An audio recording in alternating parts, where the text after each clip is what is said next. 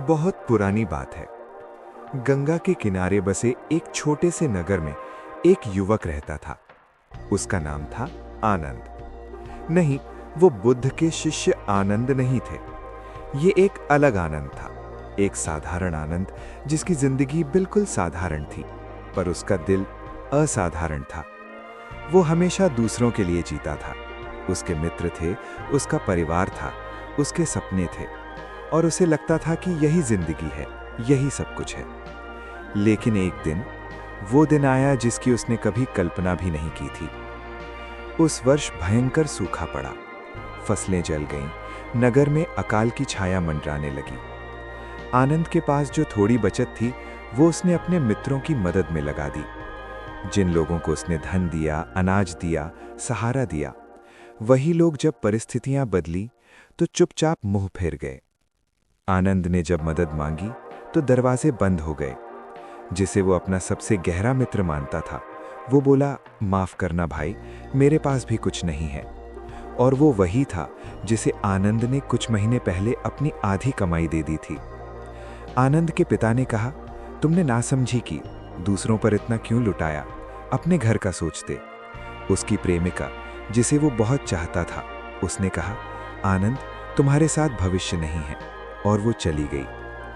एक के बाद एक सब चले गए। आनंद अकेला खड़ा था। उसके हाथ खाली थे, उसका घर खाली था, और उसका दिल टूटा हुआ था, छलनी हो गया था।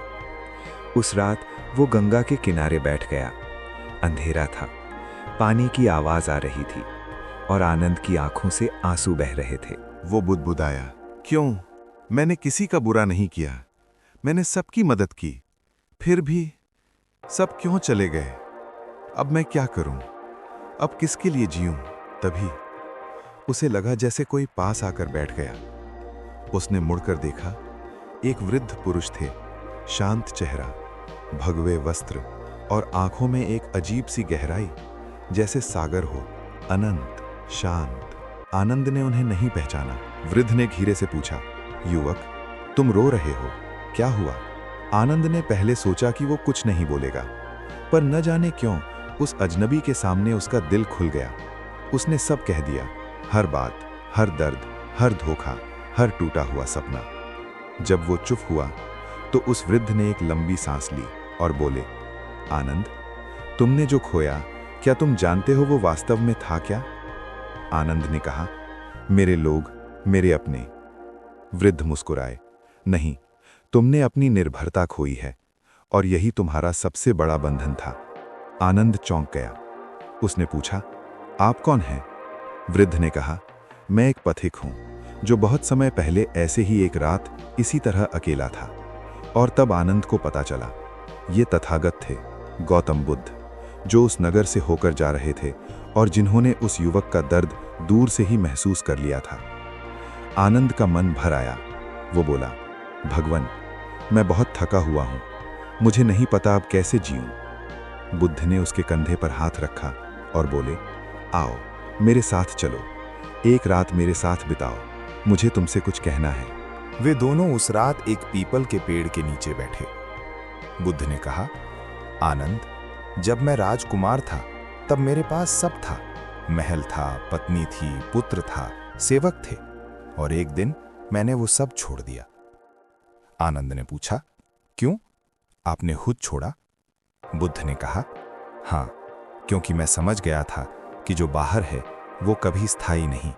और जब मैं महल से निकला तो 6 वर्षों तक मैं अकेला भटकता रहा, जंगलों में, पहाड़ों पर, नदियों के किनारे। कभी कभी ऐसी रातें आईं जब लगा कि और नहीं चल सकते, पर उन्हीं अकेली रातों में मुझे वो मिला जो मैं खोज रहा था। क्या मिला? आनंद ने धीरे से पूछा। बुद्ध की आंखें चमकी। स्वयं। एक पल के लिए सन्नाटा छा गया। फिर बुद्ध ने कहा, आनंद, सुनो, जब सब चले जाते हैं तो दुनिया तुम्हें तोड़ने की कोशिश नहीं करती, दुनिया तुम्हें खुद से मिलाने की कोशिश करती है। ये एक अवसर है, दुर्भाग्य नहीं। आनंद ने कहा, पर भगवान, जब कोई नहीं होता तो इतना दर्द होता है, इतना सूनापन लगता है। बुद्ध ने पूछा, क्या तुमने कभी दर्द के भीतर झांक कर देखा है? उसे भागने दिया है या उसके साथ बैठे हो? आनंद चुप हो गया। बुद्ध आगे बोले, दर्द एक संदेशवाहक है। वो कहता है, रुको, देखो, समझो। पर हम दर्द से भागते हैं, लोगों में दबाते हैं, शोर में खो देते हैं, और इसीलिए वही दर्द बार बार लौटता है। उस रात बुद्ध ने आनंद को 3 बातें बताईं। पहली बात, जो तुम्हें छोड़ गए उनसे घृणा मत करो, क्योंकि वे भी अपनी सीमाओं के बंदी हैं। जो इंसान खुद से डरा हुआ है वो दूसरे का सहारा कैसे बनेगा? उन्हें क्षमा करो, ये क्षमा उनके लिए नहीं, तुम्हारे लिए है। आनंद की आंखें भर आईं। दूसरी बात, अकेलेपन और एकांत में अंतर है। अकेलापन एक घाव है जो भरता नहीं। एकांत एक मंदिर है जहां तुम खुद से बात कर सकते हो। इस क्षण को एकांत में बदलो, बैठो, सांस लो और अपने भीतर उतरो। तीसरी बात, शक्ति कभी बाहर से नहीं आती। लोग साथ हो तो अच्छा लगता है, पर वो एक सुकून है, शक्ति नहीं। असली शक्ति तब जन्म लेती है जब तुम अकेले खड़े होते हो और फिर भी नहीं टूटते। आनंद ने रोते हुए कहा, भगवान, मैं कमजोर हूं, मैं नहीं जानता मैं ये कर पाऊंगा या नहीं। बुद्ध मुस्कुराए और बोले, तुम जानते हो, जब तुम मां के पेट में थे तो वहां भी तुम अकेले थे। जब तुमने पहली सांस ली तो वो सांस भी तुम्हारी अपनी थी, कोई दूसरा सांस नहीं लेता तुम्हारे लिए। इसका मतलब तुम शुरुआत से ही सक्षम हो, तुम शुरुआत से ही पूर्ण हो।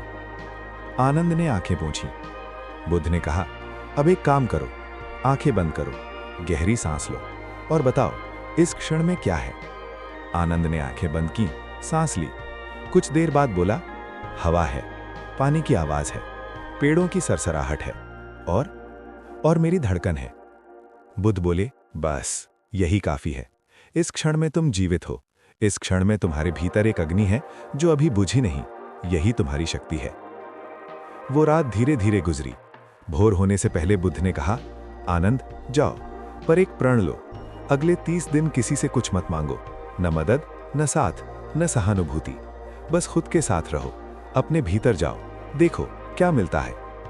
आनंद ने पूछा, और अगर दर्द असहनीय हो जाए तो? बुद्ध ने कहा, तो उसे महसूस करो। दर्द को रोको मत, बस उसे देखो, जैसे बादल को देखते हैं।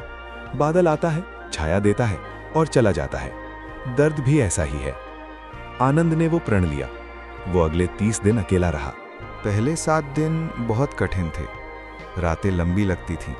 मन में तरह तरह के विचार आते थे, कभी क्रोध, कभी दुख, कभी शून्यता। पर आनंद रुका नहीं। उसने दर्द को भगाया नहीं। वो बैठा रहा, सांस लेता रहा। 10वें दिन कुछ बदला। उसे पहली बार महसूस हुआ कि वो जिन लोगों के लिए रो रहा था वो लोग उसकी कमजोरी थे, उसकी शक्ति नहीं। उसने उनके लिए अच्छा किया था, पर उसके भीतर एक भय था कि अगर मैं नहीं रहूंगा तो लोग मुझे छोड़ देंगे। वो प्रेम नहीं था, वो डर था। और जब ये समझ आई तो एक अजीब सा हल्कापन आया। 20वें दिन उसने पहली बार गाना गाया। कोई सुनने वाला नहीं था, पर उसे अच्छा लगा। 30वें दिन उसने एक पेड़ के नीचे बैठकर लिखना शुरू किया। उसके अनुभव, उसकी भावनाएं, उसकी सीखें, और उसे लगा, यही मैं हूं। ये शब्द, ये भाव, ये जिज्ञासा, यही मेरी असली पहचान है। 31वें दिन सुबह वो फिर उस पीपल के पेड़ के पास गया जहां बुद्ध से मिला था। बुद्ध वहां नहीं थे, पर वो पेड़ था, वो नदी थी, वो हवा थी।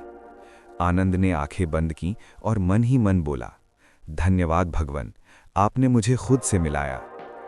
महीनों बाद उस नगर में लोगों ने देखा कि आनंद बदल गया था। वो वही था, पर अब उसकी चाल में एक स्थिरता थी। उसकी आंखों में एक शांति थी जो पहले नहीं थी। वो लोगों की मदद अब भी करता था, पर अब डर से नहीं, अब प्रेम से। जब कोई उससे पूछता, आनंद तुम इतने शांत कैसे हो, तो वो मुस्कुराता और कहता, एक रात मुझे एक पथिक मिले थे। उन्होंने मुझे बताया कि अकेलापन कोई दंड नहीं, वो एक पाठशाला है। और बुद्ध आगे चले गए थे, दूसरे दुखियों के पास, दूसरी रातों में, दूसरी नदियों के किनारे, क्योंकि यही उनका स्वभाव था। जहां दर्द हो वहां पहुंच जाना, बिना बुलाए। बुद्ध की अंतिम शिक्षा जो आनंद ने अपनी डायरी में लिखी, जब सब चले जाएं, घबराओ मत। जब घर खाली लगे, भागो मत। जब रातें लंबी लगें, सो जाओ मत। बैठो, सांस लो, अपने भीतर जाओ। वहाँ एक आग है जो कभी बुझती नहीं। वहाँ एक आवाज़ है जो हमेशा सच बोलती है। वहाँ एक इंसान है जो कभी तुम्हें नहीं छोड़ेगा। वो इंसान तुम खुद हो।